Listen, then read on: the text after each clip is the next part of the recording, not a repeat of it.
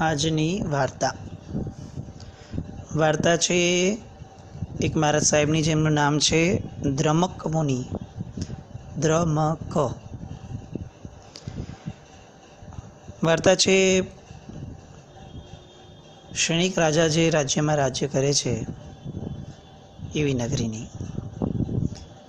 ક્ષણિકના પુત્ર અભયકુમાર મંત્રી છે.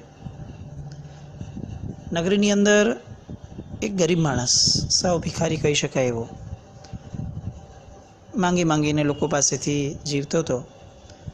વર્ધમાન સ્વામી ભગવાન પધાર્યા અને ભગવાનની દેશના અનાયાસે સંભળાઈ ગઈ એને, અને દેશના સાંભળીને એવો વૈરાગ્ય થયો એને. બહુ છોડવા જેવું તો એની પાસે બહુ હતું જ નહીં. બિચારો સાવ ગરીબ એકલો જ હતો. ઘર બર હતું નહીં, રહેવા ખાવા પીવાના ઠેકાણા હતા. પણ વૈરાગ્ય થયો અને દીક્ષા માંગી. ભગવાને દીક્ષા આપી. દીક્ષા આપ્યા પછીથી પણ એને મનમાં ગિલ્ટ ફીલ રહેતી હતી કે આ ગામના લોકો તો મને ભિખારી જ સમજશે અને એ લોકોને એમ જ લાગશે કે મેં ખાવા માટે જ લીધું છે. એટલે ભગવાન પાસે આવ્યા અને ભગવાને કીધું કે પ્રભુ, આપ તો સર્વજ્ઞ છો, આપ તો બધું જાણો છો.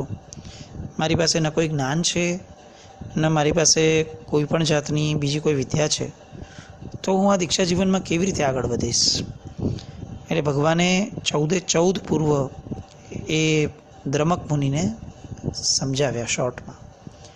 અને સમજાવ્યા પછીથી ભગવાને એને કીધું કે તું તારા મનને હંમેશા કંટ્રોલમાં રાખજે. બસ આટલું કરીશ ને તો પણ યુ આર ઓન, તારું ચારિત્ર જીવન બહુ જ સરસ જશે. ભગવાનની આ વાણી એકદમ યાદ રાખી એણે. હવે એ નગરમાંથી પસાર થતા હોય છે. આમ માસક્ષમણના પારણે માસક્ષમણ કરે છે. 30 ઉપવાસ, પારણું 30 ઉપવાસ, આવું ચાલુ જ છે નોનસ્ટોપ. પણ પારણાના દિવસે પણ જ્યારે પોતે લેવા માટે નીકળે છે ત્યારે લોકોને, ઘણા બધા લોકો પોતાની રીતે કમેન્ટ પાસ કરતા હોય છે કે આ તો પાખંડી છે, ધુતારો છે, આપણને ચીટ કરવા માટે જ સાધુનો વેશ લઈને નીકળ્યો છે, બાકી તો આનામાં કંઈ દમ જ નથી. અને કેટલાક લોકો કહે છે કે આ તો એકચ્યુઅલી ખાવા મળતું નથી, એટલે ખાવામાં લોકો એને સારું સારું આપે એટલે આ સાધુનો વેશ પહેરીને નીકળ્યો છે.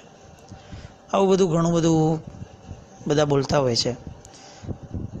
મુનિ મહારાજને, દ્રમક મુનિને ગુસ્સો આવવો જોઈએ પણ આવતો નથી, કારણ કે ભગવાને એને કીધું છે કે તારા મનને કંટ્રોલમાં રાખજે. બહુ સરસ રીતે પોતાના મનને રાખે છે. મુનિ આગળ ચાલી રાખે છે. લોકો કમેન્ટ આપે છે, હસે છે, મજાક કરે છે કે ઓહો, આ તો કેટલો ત્યાગી છે, કેટલી મોટી સંપત્તિ ત્યાગી અને દીક્ષા લીધી છે, એવી પણ મસ્તી કરવાવાળા લોકો હતા. એવામાં અભયકુમાર ત્યાંથી પસાર થતા હોય છે અને આ બધું જ સાંભળે છે. એ ધારત તો મંત્રી હતા, એ લોકોને ગુસ્સે કરીને શાંત કરી દે, પણ એમણે એ રીતે નહોતું કરવું. એમણે કંઈક અલગ પદ્ધતિ, કારણ કે અભયકુમાર છે એટલે કોઈ પણ કામ એટલું પરફેક્ટ કરશે કે આપણે વિચારી પણ ન શકીએ. અભયકુમારે અચાનક જ જે અનાઉન્સમેન્ટ કરતો હોય બંબેરીથી એને બોલાવ્યો અને આખા નગરમાં જાહેરાત કરાવડાવી કે કોઈ વ્યક્તિ મને એવું કમિટમેન્ટ આપે કે આજ પછી હું કોઈ પણ સારા દ્રશ્યો દેખાશે, મારી આંખ હોવા છતાં પણ હું એ દ્રશ્યો જોવાનો ત્યાગ કરીશ. કોઈ બી સારી વસ્તુ નહીં જોઉં, કોઈ બી સારી વસ્તુ ગોતવા માટે નહીં જાઓ, કંઈ સારું સારું જોઈશ નહીં, વિજાતીય તત્વને જોવા માટે નજર ઊંચી કરીશ નહીં, કાંઈ નહીં કરું. જે આવું કરશે, કમિટમેન્ટ આપે ને અત્યારે આટલા રત્નો અહીંયા મારી આગળ છે, એ બધા રત્નો એને ગિફ્ટ આપી દઈશ. નગરમાંથી કોઈ જ તૈયાર ન થયું. બધાને એમ થયું કે એટલા રત્નો માટે કોણ આખી જિંદગીનું બગાડે બધું.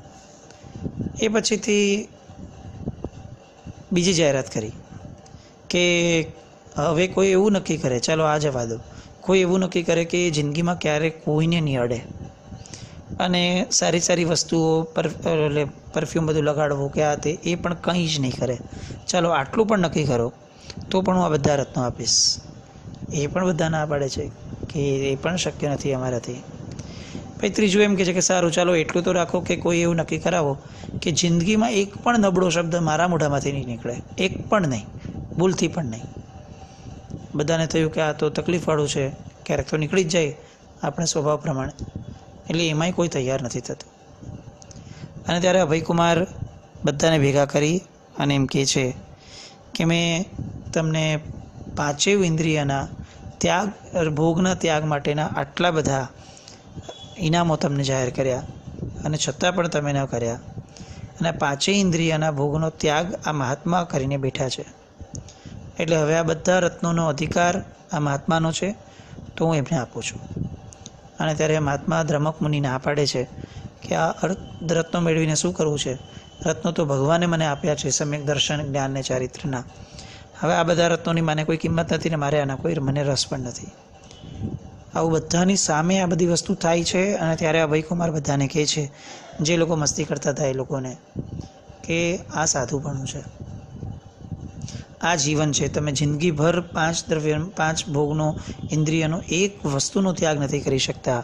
અને આ પાંચેય ઇન્દ્રિયના ભોગના ત્યાગી છે અને અર્થના એટલે કે ધનના પણ ત્યાગી છે.